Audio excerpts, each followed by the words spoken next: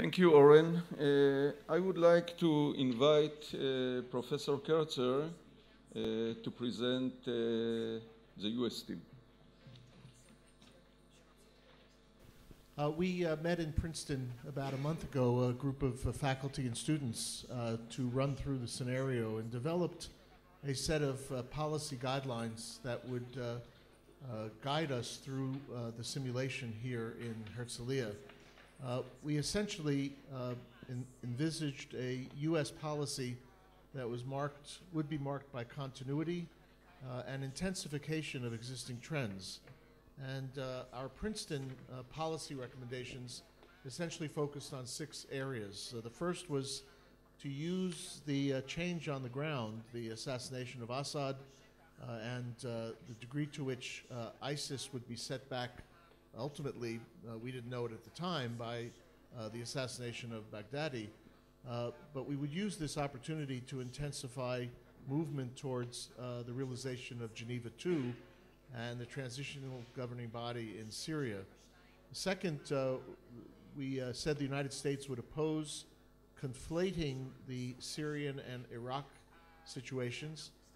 Each has its own dynamics and issues, and we would not want to see an international conference that brought these two issues together in a manner that might, in fact, set us back. In that same respect, number 3, while the United States remained committed to moving forward in the Middle East peace process between Israel and Palestinians, we would not support the Palestinian request to bring the Palestinian issue into the Syria or Iraq international conferences. Number 4, while the United States would continue to support Kurdish aspirations for autonomy, we would not support Kurdish aspirations for independence, believing that this would complicate the situation and probably lead to a intensification of violence and war involving Turkey. Fifth, the U.S. would remain committed to maintaining and leading the anti-ISIS coalition. Even with the assassination of its leader, ISIS remains an international terrorist threat, and the U.S. has been successful in mobilizing about 65 countries, and that would not change. And finally, we recognize the volatility of the situation in southern Syria opposite the Golan Heights, and wanted to make sure that Israel would feel secure as both Russian forces, but more particularly Iranian and Hezbollah forces entrench themselves. In the course of the simulation here at Herzliya, I think we were satisfied that almost all of these U.S. interests were realized in a certain way.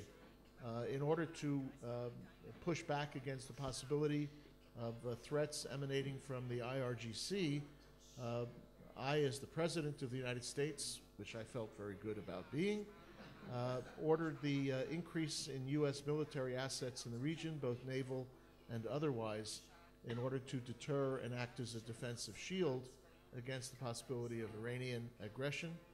The U.S. responded immediately and very positively to requests by Israel and Egypt for additional military hardware and intelligence and strategic consultation in order to deal with threats in the Golan Heights and threats in the Sinai Peninsula.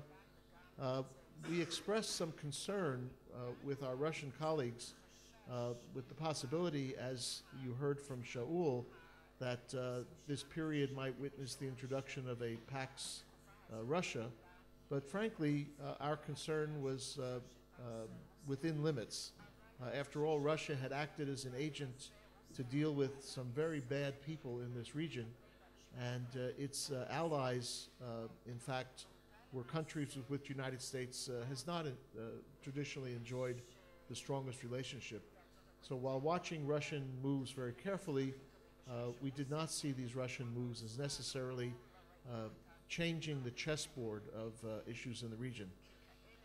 Just a couple of other quick points. We insisted and got good feedback from some of our coalition allies that we would not flag in our determination to try to stop ISIS in its international activities. The Russians with whom we consulted, Mr. Putin, indicated a readiness to try to activate the Geneva II process and move through a transition in Syria as quickly as possible.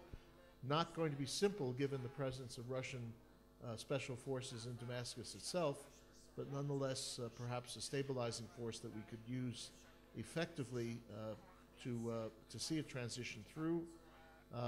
And as noted, we did indicate to almost all of those with whom we spoke in the simulation that we were taking quite seriously the threats that the IRGC and Hezbollah represented against Israel in the Golan Heights, and recommitted to our security and defensive relationship with the State of Israel.